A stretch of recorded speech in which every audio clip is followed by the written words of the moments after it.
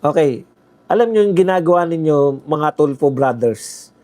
Ang Tulfo Brothers, ang lakas ng tiwala nila sa sarili nila. Paano kahit na anong gawin nila? Kahit na yung anak ni Rafi Tulfo, ilang beses dumaan dyan sa EDSA bus lane. May ano naman, may pang-penalty naman eh. Hindi po yun eh. Congressman yun, tsaka anak ng senador. Yung privilege na okay lang na mahuli, total kaya naman magbayad ng penalty. Okay lang na lumaklak magbayad ng milyon-milyon sa bar. Okay lang na mag-tip ng 250K. Parang sa Pilipinas, may masabi lang yung mga Duterte, grabe yung condemnation.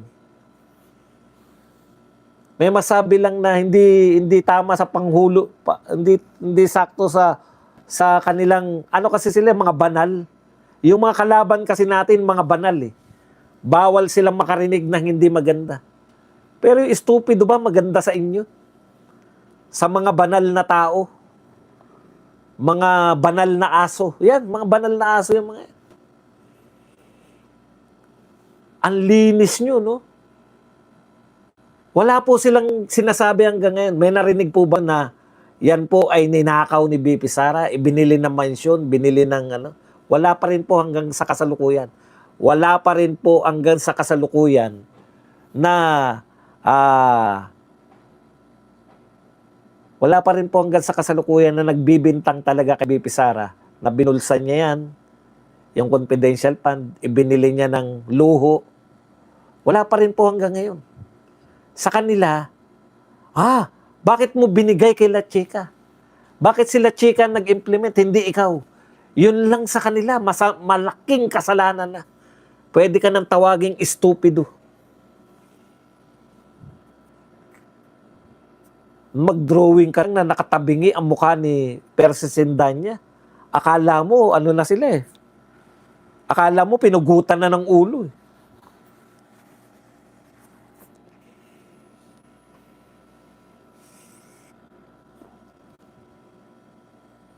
Ang laki-laki po ba nang ibinayad ninyo sa safe house? Pero tahimik ang mga Tulfo. Ito po, panahon na para ma-expose natin itong mga Tulfo. Tigilan na natin yung kaboboto, tayong mga Duterte. Wala akong pakialam sa mga loyalista, sa mga dilawan at kakamping. Go on. Iboto nyo ng iboto, pero ako nakikiusap naman sa inyo. Kung totoo po kayong mga Duterte, sa mga Duterte lang po to. Wala kaming pakialam sa boto ng iba. Pinapanalo natin yung mga Tulfo sa haba ng panahon.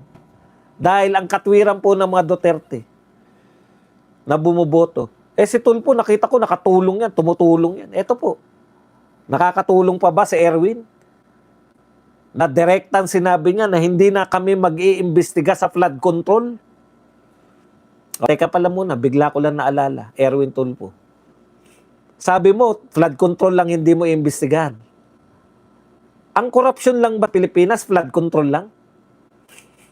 Paano yung sinasabi ng dating DPWH, Rogelio Singson, na meron ring trilyon na pondo na hindi flood control? Meron trilyon na pondo na posible rin sa DPWH, na posible rin na pinamumugaran ng korupsyon. Hindi pa lang namin natutuklasan dahil hindi ka nag-iimbestiga. Ano po yan? Yan po yung mga nagpatayo, nagsulputan po ang mga multi-purpose building sa mga barangay. Tinatayo sa bangketa, tinatayo kung saan-saan. Multi-purpose building na milyon ang halaga ng bawat isa. Trilyon din po yan. Tulfo, Erwin, ang sabi mo, may kasunduan kayo ng ombudsman na sila na mag-imbestiga sa flood control. Paano yung bakit ayaw mo rin mag-imbestiga sa iba? Yan po, ganyan po yung Tulfo Brothers na yan. Ngayon, parang utang na loob pa natin na iboto sila eh. Tignan nyo po kung paano tayo pagmalakihang mga Duterte na mga yan. Alam niyo po, wag na to tayo magpauto. Yung akala nyo galing-galingan. Ito po ang puna ng mga tunay na magagaling. Ha? Oh, magaling po na dito po sa mga tulpo. Sabi po ni Rowena Guanzo, eto po, mas stupid yung nagmamarunong. Ayan. Hindi ba mas stupid yung nagmamarunong kahit hindi naman marunong? Yan po ang tila. Ayan po ang pahayag ni Guanzo na parinig o patama niya kay Raffy Tulfo. Sinabi ni Tulfo kay Acosta, "You are stupid in the name of blind loyalty." Or napaka-stupido ka dahil sa bulag ng katapatan. Sabi naman po ni Rowena Guanzo, hindi po ba mas stupido yung nagmamarunong kahit hindi naman marunong? O kaya, hindi ba mas stupido yung tingin nyo kay Acosta, stupido siya, pero hindi nyo napiga para magsabi ng pabor sa inyo? Sinukuan nyo na lang si Acosta, di ba? Wala kayong mapiga kay Acosta dahil hindi naman siya nagsisinungaling. Dalawa lang po. Ako, eto aminin ko po sa inyo. Dalawa lang po. Bakit wala silang mapiga? Maging siligutan. Aminado po ako, matalino siligutan. Pero bakit wala po siyang mapiga? Alam niyo po ang taong nagsisinungaling. Kahit na gaano ka pakahusay, mapapalabas ka na sinungaling ng isang abogado. Yan yung trabaho nila. Palabasin kang sinungaling. Di ba? Okay. Kaya nga po may cross-examination, kaya nga po ganun po ang setup sa husgado. Kasi kahit na anong galing mo magsinungaling, yung mga abogado, na-train po yan para palabasin na ikaw ay nagsisinungaling. The fact na napakagaling na po ni Ligutan, hindi niya po, wala siya napiga kay Acosta, dalawa lang po yan. Is either, hiramin ko lang po, sinabi ko na to kanina sa Birada Aguila. Baka sabihin nyo, paulit-ulit ako. It's either si Acosta po, kaya wala napiga si Ligutan. It's either si Acosta ay sanghenyo or hindi talaga siya kasi nagsisinungaling. Yun lang pagpipilian nyo. Nagsisinungaling siya pero dahil henyo siya, napaikot niya ang lahat, pati si Ligutan. Sa tingin nyo yung personalidad ni Acosta, kaya niyang paikutin si Ligutan? Bakit wala napiga si Ligutan? Magaling na yun.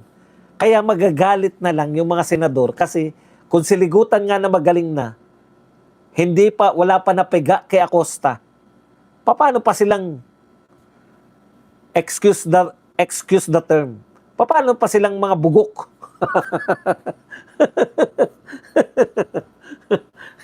Di ba? Paano nila mapipiga si Acosta? Kung yung matalinong si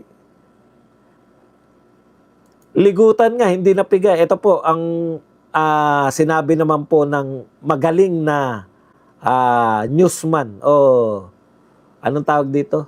Journalist. Si Rigoberto Tiglao. The silver lining about this impeachment bull is that the proceedings are revealing how stupid and unfit for the Senate certain senators are, like this one. Sa Tagalog po, ang magandang naidulot ng impeachment na ito, kahit papaano ay inilalantad ng mga pagdinig kung gaano ka-estupido at hindi karapat-dapat sa Senado ang ilang senador na gaya ni Raffy Tulfo. Yan po ang sinabi ni Rigoberto Tiglao. Di ba? May sense? May sense. Tama po yan. Kasi before tong impeachment, kung hindi pa po nagkaroon ng impeachment, ganun pa rin ang tingin natin kay Tulfo. Action man, galit sa corruption, etc. Pero ngayon po, nakita po natin sila sa aktual. Paano po sila magtanong? Paano po sila, how they carry themselves in the Senate hearing? Yan po. Maganda dahil nailalantad kung gaano ka-estupido. Hindi po akin to. Ako sabi ko lang, bugokis eh. Eto, si Rigoberto Tiglao, kung gaano ka-estupido at hindi karapat dapat sa Senado ang isang gaya ni Raffy Tulfo. Grabe.